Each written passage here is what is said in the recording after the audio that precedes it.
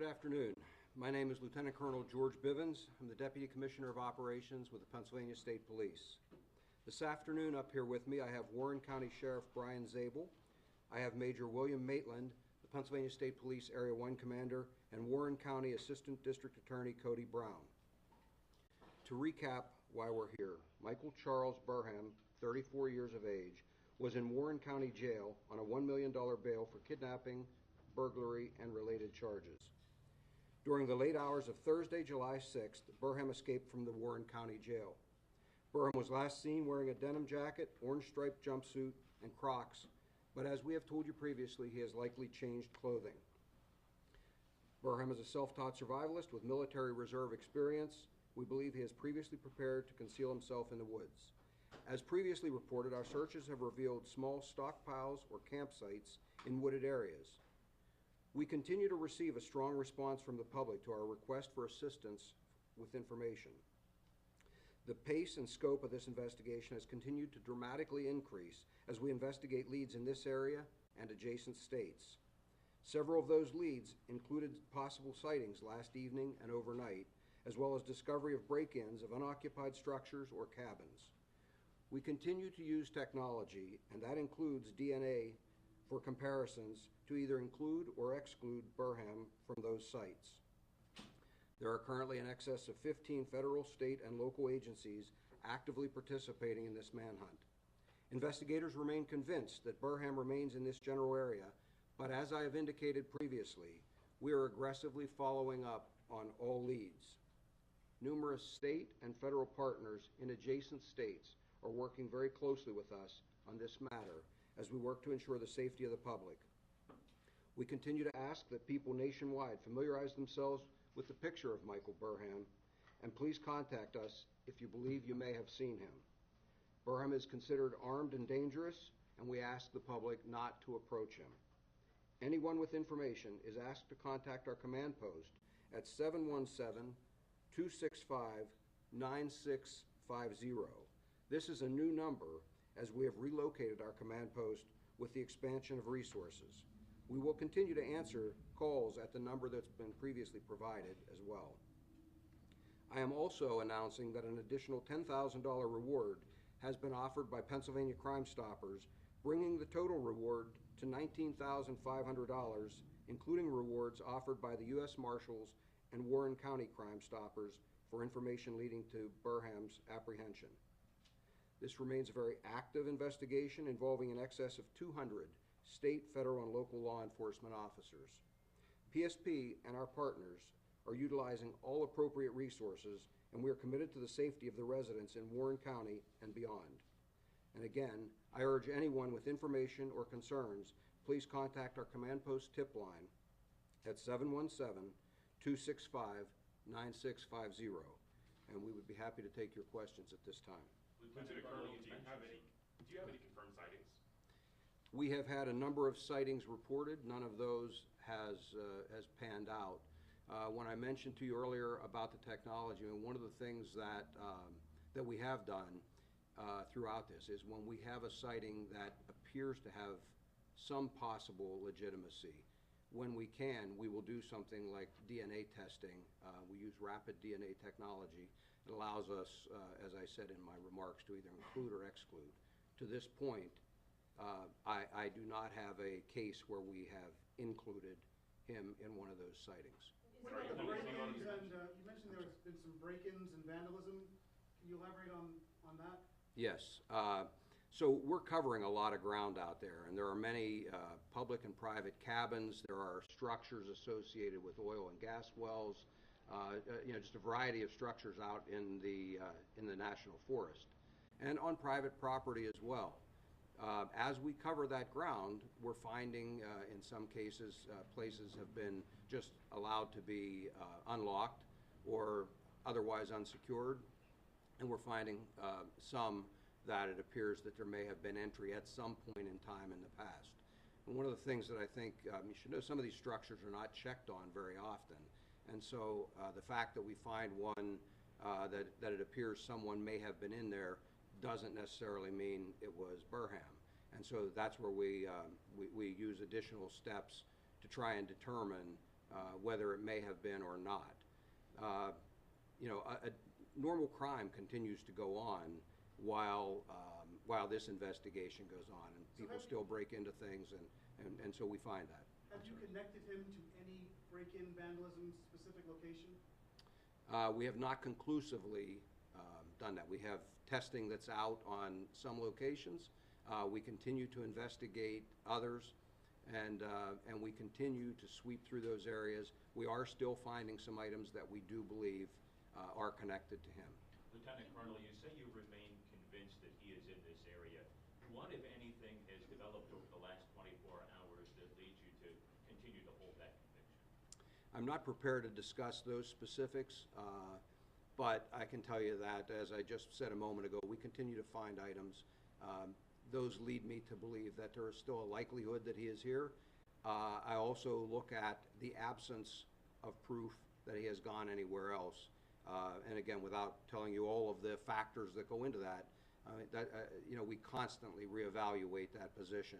And again, we don't discount tips or leads that take us out of this area or even out of state. We work with our partners to follow up on those. So you have found items within the last 24 hours? We have. When you say general area, what do you mean? Again, I'm not going to define the perimeter of the search area. It changes on a daily basis, but within this area of northwestern Pennsylvania, I would. So do you mean the area where he would still be familiar with, an area where he might have relatives, an area that, again? I think it's fair to say an area that he would be familiar with, yes. Would that include, sir, southern tier of New York State, since his relatives live there? We continue to investigate all possibilities as to whether he may travel to the southern tier of New York State. Lieutenant Colonel, how often are you getting calls in or tips from the public, and do you investigate each one every time a call comes in? We are getting tips on a very regular basis. Certainly after coverage like this, it helps us. It does generate additional tips and leads, and yes, we do follow up on every one. Lieutenant Colonel, you mentioned Has the yesterday. family been cooperating, friends and family, have they been helpful? As I've previously stated, I don't want to characterize the family's cooperation or lack thereof. That's all part of our investigation, and I don't think it would be appropriate for me to comment at this point on that. You mentioned believe he's yesterday. getting help? You mentioned yesterday that you believed that he was receiving help. Still, you didn't go out and flat out confirm it, but you said there was a possibility, maybe more than just a possibility. Do you remain convinced of that? I have a strong belief that he is receiving help. And continuing to receive help, that there was Yes. more that, so that over the last, 5 days, there's been more than one discovery? I'm not, again, I don't want to characterize it specifically, but I have, based on everything I've seen, I do believe that he is receiving help. So what is it like to conduct a search like this from your point of view, knowing that there's a dangerous individual out there, there's a lot at stake, but you are seeing so many agencies come together to do this? I think it's an amazing thing to see the resources that are brought to bear. It's what each of our agencies does. And so to be able to use the talents of all of the people of the state, local, and federal agencies that are involved, the resources that they have at their disposal, I think it's the right thing to do. That all of these agencies have taxpayer-funded resources available, and they're using those cooperatively in order to bring this to a close as quickly as possible. Sir, how hard or much harder is it knowing that he's getting help from other people? I mean, how much harder does it make your whole search? That certainly makes it challenging, but I will tell you that that's not an unusual thing to occur in an investigation like this. And so, we adjust for that. And again, I caution anyone that is currently giving help or is contemplating it, we will prosecute you for it. Lieutenant Colonel, do you feel any more confident today than in the last few days of the search? I remain confident throughout this that we are on the right track and that we will eventually capture him and put him back into the criminal justice system. But not any more confident than the last few days? I've been confident throughout this investigation we will capture him. It's a matter of time. Let me ask the sheriff, there was a report in the Post-Journal today providing a timeline based on the Warren Police Department who's handling the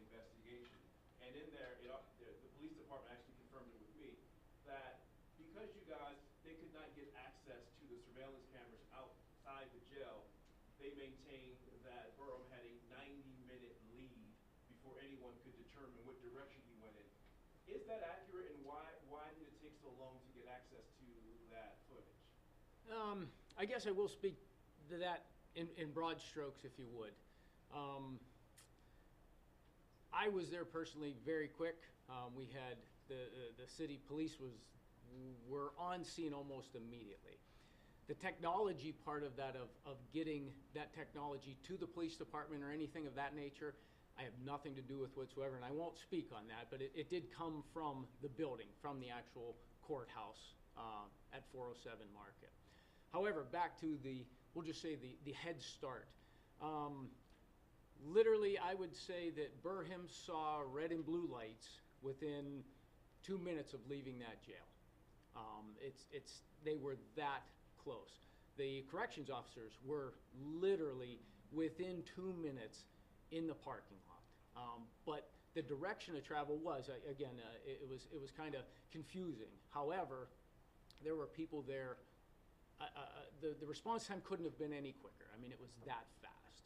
But yeah, for the technology, I can't speak on that. That is not my department or anything of that, or my investigation to speak on. And Sheriff Archer, I know you're not running the investigation, but are you concerned about any type of negligence or any type of inside help he may have received from someone inside the jail? Again, there's a county investigation going on for internal issues or any problems that may arise. But again, working hand in hand with the Warren City Police Department, I do not want to interfere with anything that they may be doing or not doing. But I can tell you, they are, through their investigation, it will bring out anything that may be of an internal issue of that sort. Another question for the sheriff. Have you seen the surveillance video on the outside of the building? The Believe it or not, of all the things I've been doing, I have not actually sat down and watched the entire thing. I've seen flash pictures of it, in and out, being a liaison the night it was basically being viewed by other law enforcement. I was in and out of that room, again, handling other responsibilities that I had. I have seen bits and pieces of it, but to say I sat and watched it in its entirety, I have not. You said that within 2 minutes, the suspect saw red and blue lights, correct? Well, The question is, did the officers see him? I would say no, because again, the terrain around this county is very wooded.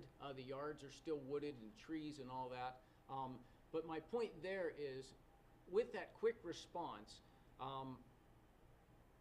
not within the frame of a camera, but they're almost simultaneously on film. It is that fast. We'll just say, one leaves the frame, and within a minute, the other one comes into the frame type thing that I've seen in a flash picture of what I've seen in that video. So there's no doubt, just again, making an assumption of his timeline, he would have had to see them. There's no way. I mean, it's very dark there. Those red and blues are made for that, for visibility. And my guess is he would have seen it, because they were that close behind him. Sheriff, accurate to say that changes need to be made at the prison, that someone was able to get into the yard with bed sheets undetected, get to the roof undetected, swing down undetected, and escape. The changes have to happen?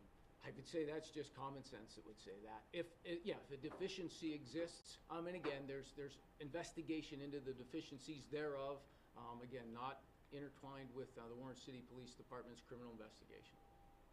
As the days continue on this and hours ahead, how will you continue to have such a full amount of resources and law enforcement to help you to be able to continue at the level and pace you're at right now? We have structured this investigation and manhunt in a way that it is very sustainable. And so, yes, we will continue to devote the resources to it. We're not simply going to walk away, and that's my message to Burham. We're not going away. We absolutely will be incarcerating you again. It's only a matter of time. Lieutenant Colonel, you've mentioned that the tips that you found have been in either rural or kind of isolated areas. Are you saying that the focus here has shifted away from the city of Warren? I think that it's fair to say that more of the information has pointed us to the rural areas, but not exclusively. We continue to get some tips in the city. We continue to do some searches in the city. But again, fair to say that more of it is moving away from there. Lieutenant Colonel, we couldn't help but see that Black Hawk flying around as we came in here, and we know you don't want to talk about technology, I understand that, but can you effectively use FLIR and things like that? We know what FLIR is. Can we effectively use things like that when it's a warm climate, and have they been effective at all, and perhaps getting an inkling of where he could be at all? We can absolutely use that and other technologies. There are some things that impact it, and times and places that make it even more effective. But it is absolutely very effective in this particular situation, and we are utilizing it on an almost constant basis. Lieutenant Colonel, in terms of the scope of this, you said that there are 200 law enforcement officers involved now, and I believe you said there are just 2 states, Pennsylvania and New York, or is there another state involved? Or can you say... We have had tips beyond Pennsylvania and New York, and so there have been other states involved as well, where our partners in law enforcement have followed up on tips or pieces of information that we've provided to them. And how many other states, where, can you tell us? I'm not going to talk about where, but I would say probably about 4 other states besides the other 2. With tips suggesting he might be there. With tips suggesting that someone saw something suspicious that they wanted to report, possible sighting, or information that they heard from someone else and they wanted to pass along. And again, none of those you have been able to conclusively tie to him. Correct. Can we get the tip line number again? I said, Lieutenant Colonel, can you just characterize, I know you didn't want to say exactly where you're searching, but along the same lines of scope, can you characterize how large this radius may be that you're immediately looking at? Are we talking tens of miles, hundreds of miles here? Again, because those tips frequently, periodically take us out of the area, it's hard to say that there's a certain scope. Much of our effort is focused in northwestern PA and the southern portion of New York. There are times, again, where information is received that takes us beyond those limits. Lieutenant Colonel, is there any indication that Burr was injured? We saw some reports that he might have been injured when he fell to the road potentially when he was escaping. I've seen those reports as well, and I really don't want to comment on our thoughts on his condition at this point. Can we have the tip line number again? Certainly. The tip line is 717-265-9650. Lieutenant Colonel, you can't have a search in this area and talk to folks here without hearing the name Bucky Phillips brought up over and over again. What has changed, especially technologically, that may help a search 17 years later? And are there lessons to be learned from that that can be applied now? There are certainly always lessons to be learned. You know, over the years, we've had a number of searches across the Commonwealth, and many of us have participated in those searches. There are always things that we take from that and we learn and we apply to the next one. And that would apply to the other agencies that are here as well. Many of them have conducted searches in other parts of the country, and they bring those lessons here. What I would tell you is that the technology is constantly changing.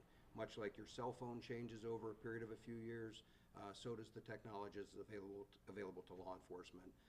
We try to stay ahead at the cutting edge of that technology and be in a position to use that. And again, that's where I'm so proud of the talent that we have in our agency and our partner agencies here, because they really do bring all of that to bear. Have you been searching the Allegheny and Conowingo Creek? I'm not going to comment on a specific search area, but again, it's fair to say that that's certainly included in the areas that we've searched. And furthermore, how difficult is it to search waterways? In terms of under the water? That's a question they sent me, but is it hard to search in the area where there are waterways? No. No, we have technology that we utilize in water searches as well. Sir, have there been any changes in the last 24 hours to indicate that people here in our community should be responding any differently? No, again, I think all along we've tried to tell people they need to be vigilant, they need to secure things, they need to make sure their homes are locked, that he can't get to a stockpile, or to supplies rather, that he can't easily steal a vehicle, those kinds of things. But I do believe it's fair to say he's a dangerous individual, and people need to be alert to that. But they should still feel free to go about their normal routine. Lieutenant Colonel, has there been any sort of, you said you're still conducting the business, has there been any uptick in other crime from people maybe looking to take advantage of the resources you're devoting to this manhunt? Again, crime continues. I wouldn't say that I've seen an uptick. I would just say that crime continues even while this goes on. Sir, are you aware of Burham contacting whether his family or friends or anyone on the outside since he's escaped? I wouldn't comment on any contact he may or may not have had. I thank you all for helping get the word out so that people are seeing his picture, that they are looking for him, and that they continue to call in tips. We very much appreciate those tips. It's helpful, and I remain confident that one day we will be standing here talking about the capture of Michael Burham. Thank you.